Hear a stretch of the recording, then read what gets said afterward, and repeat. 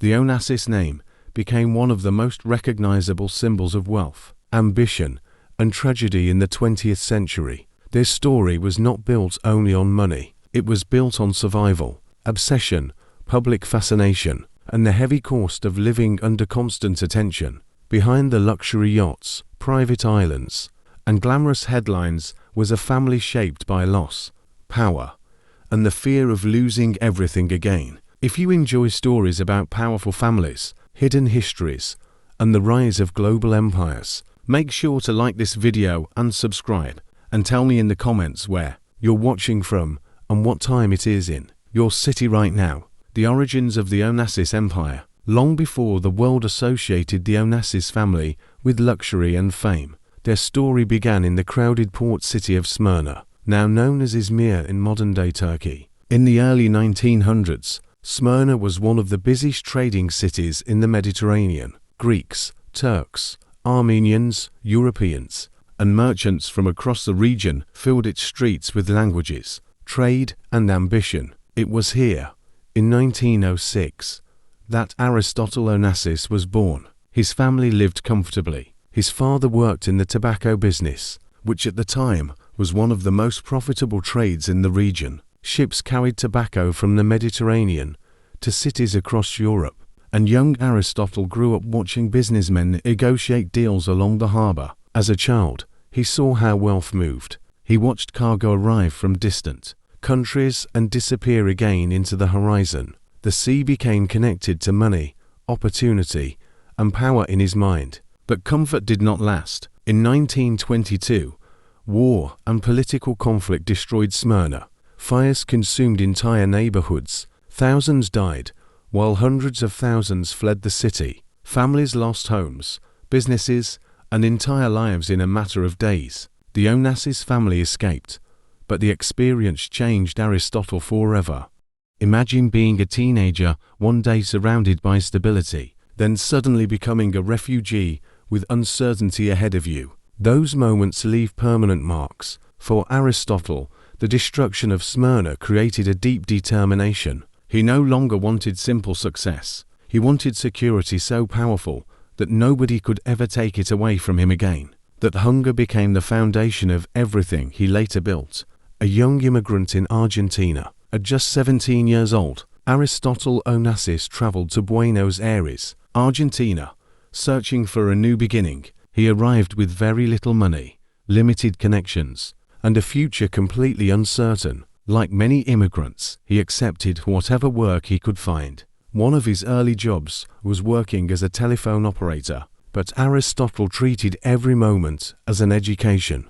While connecting calls, he listened carefully to conversations between wealthy businessmen, politicians, and traders. He learned how influential people negotiated, how they spoke, and how they made decisions. Every conversation became a lesson in power. Buenos Aires during the 1920s was a city full of energy and opportunity. Argentina's economy was booming, and the city carried a mix of European elegance and South American ambition. Aristotle understood quickly that success would come not only from hard work, but from image, confidence, and relationships. He entered the tobacco trade using contacts from the Greek community and began exporting cigarettes. One of his smartest ideas was marketing tobacco blends to Greek immigrants living abroad. He was not simply selling cigarettes, he was selling familiarity and memory. For people far from home, his products reminded them of the Mediterranean, their families, and the lives they once knew. The business grew steadily, and so did his confidence. While others focused on surviving, Aristotle focused on expansion. He believed that to become truly powerful, he needed to think larger than everyone around him. That mindset would eventually carry him toward the industry that transformed his life forever, building an empire at sea. When Aristotle Onassis looked at ships, he did not simply see transportation, he saw moving wealth. By the early 20th century, oil had become essential to the modern world. Factories, vehicles, airplanes, and entire economies depended on it. But oil only mattered if it could be transported efficiently across oceans. Onassis recognized this before many of his competitors. In the late 1920s, He purchased aging cargo ships that most established businessmen considered worthless. They were old, damaged, and far from glamorous. But Aristotle understood something important.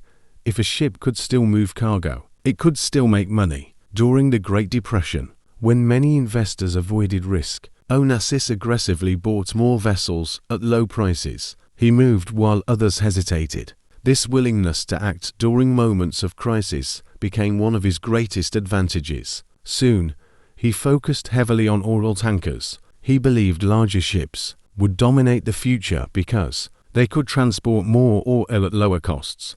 While traditional shipping companies remained cautious, Onassis invested boldly in massive tankers. He was right. Demand for oil exploded after World War II, and his fleet became incredibly valuable. He purchased surplus ships, expanded rapidly, and built one of the largest private shipping empires in the world. But Aristotle was not only aggressive, he was also clever.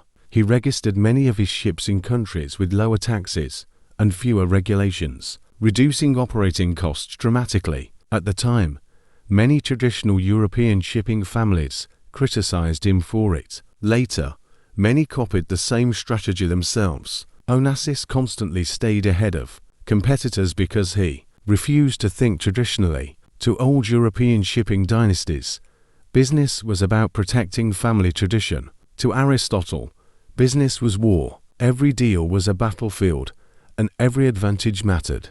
By the 1950s, his tankers carried enormous amounts of the world's oil supply. His ships crossed oceans daily, connecting industries, governments, and economies. The refugee boy from Smyrna had become one of the most powerful shipping magnates on earth.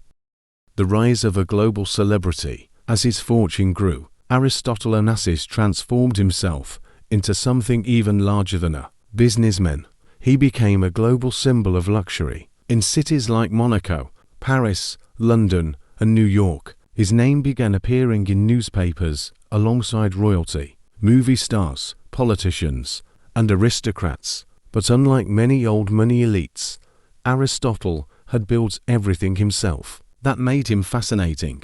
He understood early that wealth alone was not enough. Visibility mattered. Public image mattered. Glamour mattered. Onassis carefully crafted his persona. He dressed impeccably, hosted extravagant gatherings, and surrounded himself with famous people. He turned business into theater. One of the greatest symbols of his lifestyle was his legendary yacht, Christina O. The yacht became a floating palace where politicians, celebrities, royalty, and billionaires gathered beneath Mediterranean sunsets. Guests described evenings filled with music, champagne, expensive conversations, and endless luxury. But the yacht was more than entertainment. It was power. Deals were discussed there. Alliances formed there. Friendships developed there. Onassis understood that influence often grew strongest in private spaces where powerful people felt relaxed. He blurred the line between businessman and celebrity in a way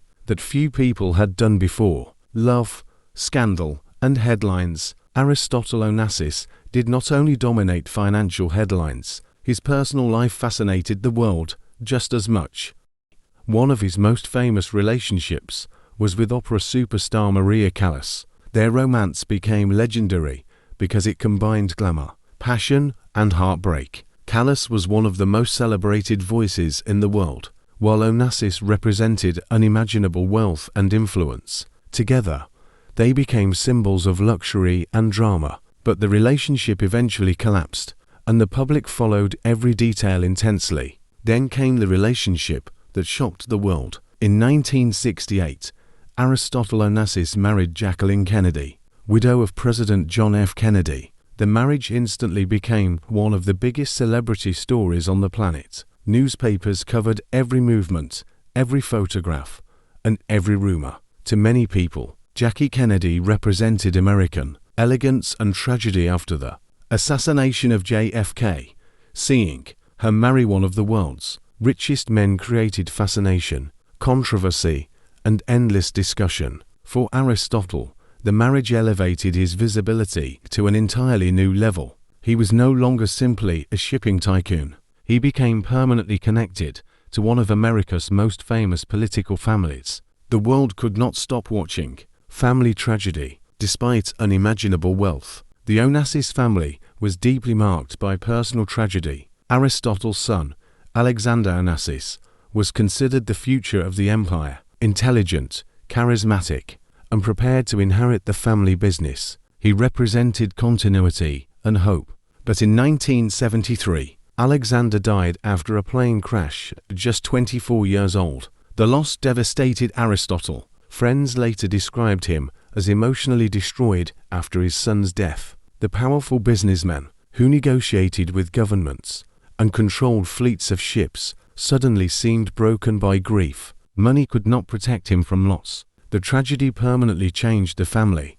Aristotle's daughter, Christina Onassis, later inherited much of the fortune, but her life also became associated with loneliness, pressure, and emotional struggle. Despite enormous wealth, she faced failed marriages and constant public scrutiny. The Onassis name, once associated mainly with glamour and success, increasingly became connected to sadness and isolation. It was as if the empire built to protect the family from insecurity had created a different kind of prison. The final years of Aristotle Onassis. After Alexander's death, Aristotle Onassis appeared older and more exhausted.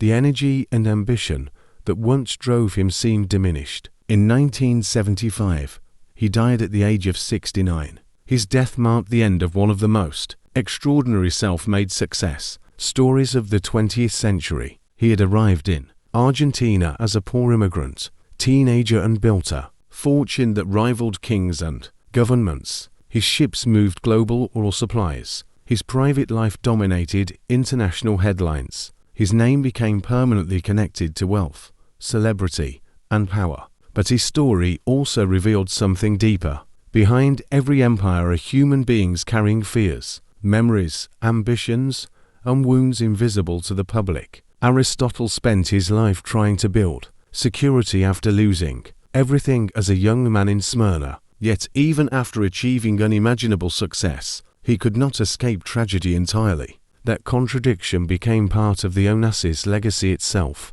Today, the Onassis name still carries an almost mythical quality. It represents private islands, luxury yachts, glamorous parties, and global influence. But it also represents ambition born from hardship, the emotional cost of fame, and the reality that wealth alone cannot guarantee happiness. From the ashes of Smyrna to the heights of international society, Aristotle Onassis transformed himself into a figure the world could never ignore. But history has a way of reminding even the wealthiest families that no fortune, no yacht, and no empire can fully protect anyone from heartbreak. And that is what makes the Onassis story unforgettable.